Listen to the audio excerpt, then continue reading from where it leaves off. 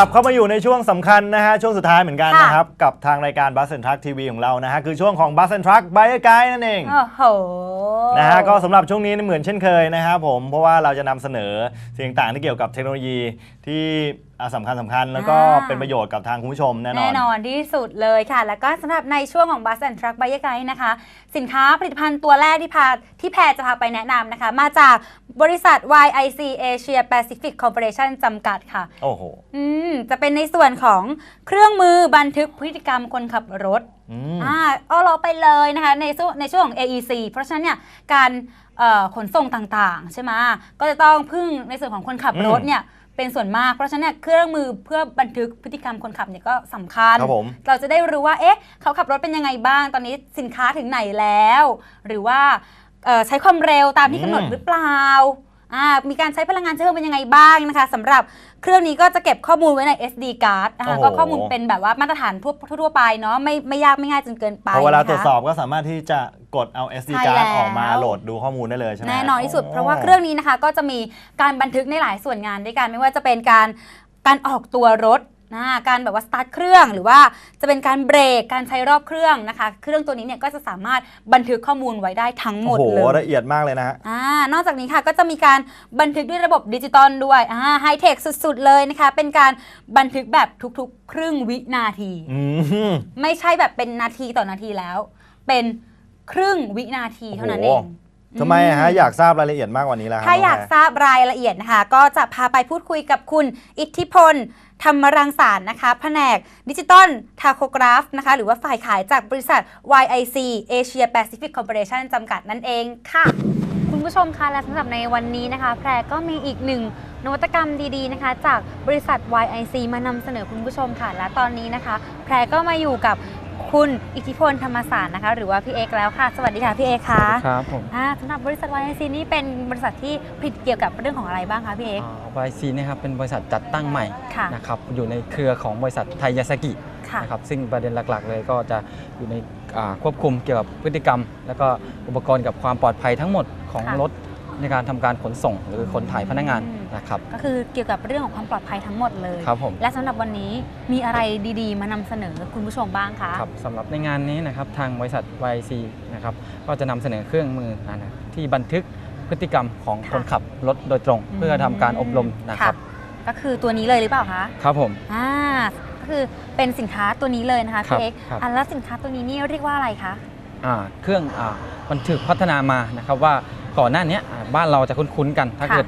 ในวงการรถบรรทุกหรือรถอะไรจะเป็นเครื่องเทคโปรกราฟนะครับที่ใช้กระดาษแต่ตัวนี้ได้ถูกพัฒนามาแล้วนะครับโดยใช้โปรแกรมซอฟต์แวร์โดยไม่ต้องใช้กระดาษแล้วนะครับแล้วหลักการทำงานของเครื่องนี้นี่เป็นยังไงบ้างคะพี่เอกสำหรับหลักการทำงานคร่าวๆนะครับก็มีการ์ดนะครับเป็นตัวนำเพื่อที่จะให้คนขับเนี้ยมารายงานตัวกับผู้ดูแลทุกเช้าหรือทุกครั้งก่อนที่จะทำการเดินทางในอีกแง่หนึ่งที่ทำการ์ดเพื่อที่จะได้สามารถสอบถามสารทุกข์สุขดิบของก็คือมีการเจอตัวกันมีการแบบว่าได้พูดคุยกันระหว่างผู้ประกอบการแล้วก็ตัวของผู้ขับครับผมว่ามีสภาพพร้อมที่จะทำงานหรือเปล่าอะไรยังไงประมาณนี้ครับผมก็คือว่าจะมีการเก็บข้อมูลบันทึกการขับรถไว้ในเครื่องนี้ครับผมแล้วก็สำหรับเก็บจากการ์ดที่เป็นตัว SD card แบบนี้แล้วก็คือเอา SD card เนี่ยเข้าไปในสำนักงานเพื่อที่จะเอาไปลงข้อมูลแบบนี้ใช่ไหมคะถูกต้องครับผมก็มีการเจอคุยอาจจะไม่ได้แบบพบปะพูดคุยกันทำให้ความสนิทสนมอะไรเพิ่มขึ้นแบบนี้นอกจากนี้มีลักษณะพิเศษอะไรอีกบ้างคะพี่เอกสำหรับเครื่องตัวนี้นะครับทางเราได้นำเข้ามาที่เมืองไทยประมาณ2 ปีน่าจะได้นะครับเพราะว่าทางญี่ปุ่นเนี่ยจะสามารถช่วยลดอุบัติเหตุเพราะว่าต่อไปเนี่ยเทคโนโลยีบ้านเราเนี่ยหรือการขนส่งต่างๆจะถึงจุดหนึ่งที่ประเทศญี่ปุ่นเคยผ่านมาคือช่วงนั้นนะครับทางประเทศญี่ปุ่นเนี่ยช่วงนี้อุตสาหกรรมบ้านเขาเริ่มบูมใหม่ๆนะครับต่อไปบ้านเราก็คงน่าจะเป็นลักษณะเดียวกันนะครับเพราะญี่ปุ่นเนี่ยเคยผ่านจุดนั้นมาแล้วเขามีนวัตกรรมหลายๆอย่างในอดีตนะครับที่เคยติดตั้งเข้าไปแต่ไม่สามารถที่จะช่วยลดอุบัติเหตุของเขาได้เลยมีการวิจัยจากรัฐบาลนะครับคือทางบริษัทยาสกิตัวนี้นะครับก็เลยมีการวิจัยขึ้นมาเราก็เลยมีทุนร่วมระหว่างรัฐบาลเพื่อที่ทำผลิตภัณฑ์ตัวนี้ออกมานะครับแล้วผลตอบรับเป็นยังไงบ้างคะจากลูกค้าที่ใช้เครื่องตัวนี้แล้วสำหรับผลตอบรับที่เมืองไทยนะครับส่วนมากก็จะเป็นบริษัทญี่ปุ่นส่วนมากเพราะว่าทางญี่ปุ่นเนี่ย จะรู้อยู่แล้วว่าเครื่องตัวนี้ทำงานยังไงมีหน้าที่อะไรยังไงครับสำหรับบ้านเราอาจจะ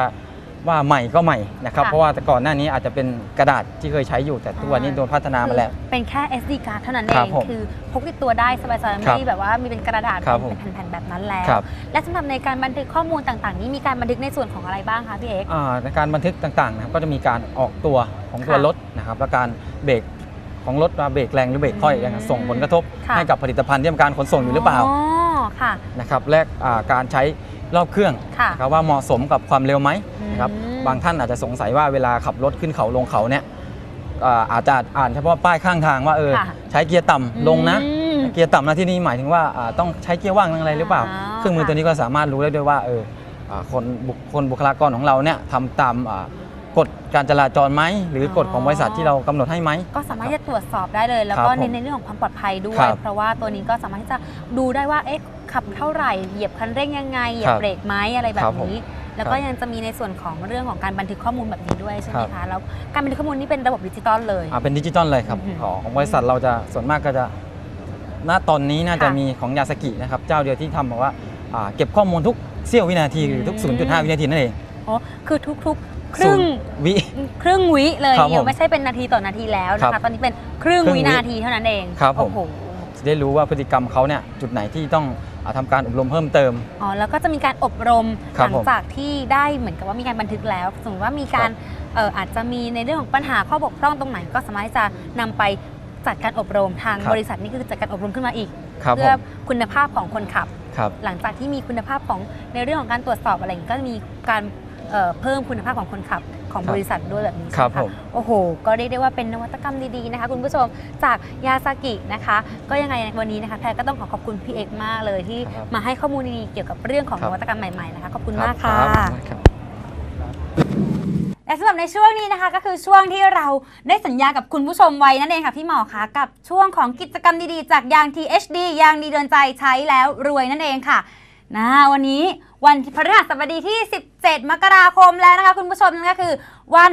จับรางวัลของกิจกรรมนั่นเองครับผมกิจกรรมนี้นะคะก็คือการจับรางวัลค่ะผ่าน3ช่องทางนั้นก็คือโอนการ์ดเว็บนะคะ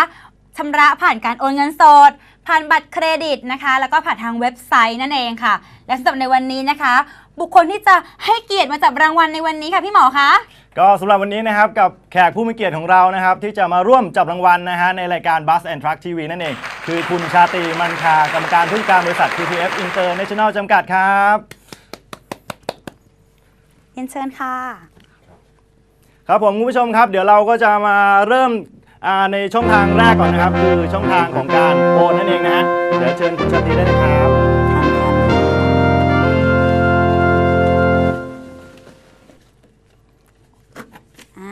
มาแล้วค่ะสำหรับผู้โชคดีนะคะที่ชำระผ่านทางการโอนเงินสดนะคะชื่อบริษัทพงษ์เจริญขนส่งจากจังหวัดเชียงใหม่ค่ะต้องแสดงความยินดีด้วยนะครับต่อไปนะครับในช่องทางต่อไปก็คือทางการ์ดนั่นเองนะฮะเชิญคุณจันทีได้เลยครับ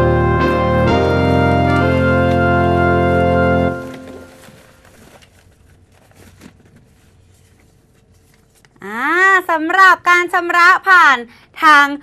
การชำระผ่านบัตรเครดิตนะคะได้แก่ห้างหุ้นส่วนจำกัดโชคสมบัติบ้านใหม่ขนส่งจังหวัดกาญจนบุรีค่ะ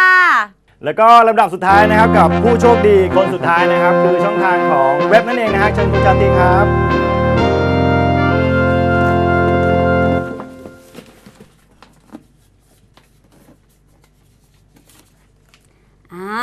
สำหรับรางวัลสุดท้ายนะคะจากทางเว็บไซต์ค่ะร้านทวันยาเจริญค้าของเก่านะคะจากจังหวัด101ค่ะก็ต้องแสดงความยินดีด้วยนะฮะกับ3ท่านนะครับที่เป็นผู้โชคดีในการร่วมเที่ยวเกาหลีกับยางดี THD ยางดีโดนใจใช้แล้วรวยนั่นเองใช่แล้วค่ะแล้วก็ขอบคุณนะคะทางบริษัท THD ยางดีโดนใจใช้แล้วรวยนะคะสำหรับการจัดกิจกรรมดีๆแบบนี้นะคะแล้วก็สำหรับผู้ที่ได้รับรางวัลนะคะก็เป็นรางวัลละ2ที่นั่งอาจจะแบบว่าแบ่งให้แพรกับพี่หมอแบบไปบ้างอะไรบ้างอย่างนี้ จะมีไหมไม่มีนะคะก็สำหรับวันนี้นะครับก็ต้องขอบคุณแขกผู้มีเกียรติที่มาร่วมจับรางวัลกับเรานะครับคือคุณชาตรีมันคากรรมการผู้จัดการบริษัท TTF International จำกัดครับขอบคุณมากครับขอบคุณค่ะ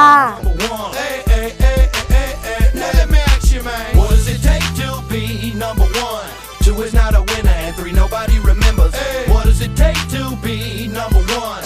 แหมก็เรียกได้ว่าวันนี้นะคะเต็มอิ่มค่ะไปทั้งความสุขและก็ความสนุกสนานนะคะในช่วงแรกของรายการคือช่วงของดับเครื่องชมนะคะพาไปดับเครื่องชมถึง2คันค่ะนั่นก็คือรถจากพิชิตทัวร์แล้วก็น้องเบียร์เซอร์วิสนั่นเองค่ะครับผมก็สำหรับช่วงที่2นะฮะที่พี่ประหมอพาน้องแพรนะครับไปชมรถกู้ภัยไฟส่องสว่างนั่นเองนะครับที่ผลิตจากทางบริษัทแคริบอยมาร์เก็ตติ้งจำกัดก็ต้องบอกว่ารถคันนี้นี่มีประโยชน์กับทางหน่วยกู้ภัยแน่นอนครับผมเพราะว่าทั้งมีเครื่องตัดถ่างมีขวานแล้วก็มีอุปกรณ์เกี่ยวกับเรื่องของการช่วยชีวิตด้วยนั่นเองนะฮะแล้วก็ช่วงที่3นะครับอย่างช่วงจอดคุยนะครับก็พาคุณผู้ชมนะครับไปพูดคุยนะครับแล้วก็ไปทราบถึงความรู้ต่างๆของคุณวิโรจน์ ลมเยศนายกสมาคมขนส่งภาคตะวันออกนะฮะที่ให้ความรู้นะครับผมกับผู้ประกอบการขนส่งสินค้าและโลจิสติกของไทยนะครับให้มีมาตรฐานสากลนั่นเอง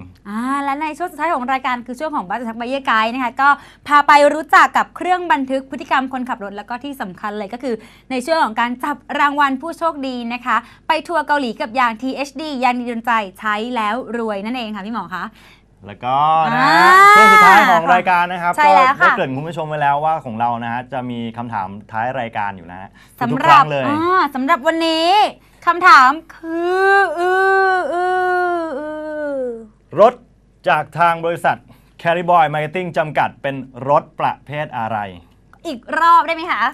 รถจากทางบริษัทแคริบอยมาร์เก็ตติ้งจำกัดเป็นรถประเภทอะไรนั่นเองพิมพ์ B ที่1รถกู้ภัย B ที่2รถเพื่อการพาณิชย์นะคุณผู้ชมก็สามารถจะส่งคำตอบนะครับมาร่วมสนุกกับทางรายการได้นะครับทาง SMS 4642104นั่นเองนะครับผมใช่แล้วล่ะค่ะแล้วก็สำหรับผู้ที่ตอบคำถามถูกต้องนะคะทางรายการเนี่ยก็จะมีของสัมมนาคุณมอบให้ด้วยครับผมก็สำหรับวันนี้นะฮะก็เวลาหมดลงแล้วนะครับก็สามารถพบกับเรา2คนนะครับปลาหมอแล้วก็น้องแพรในรายการ Bus&Truck TV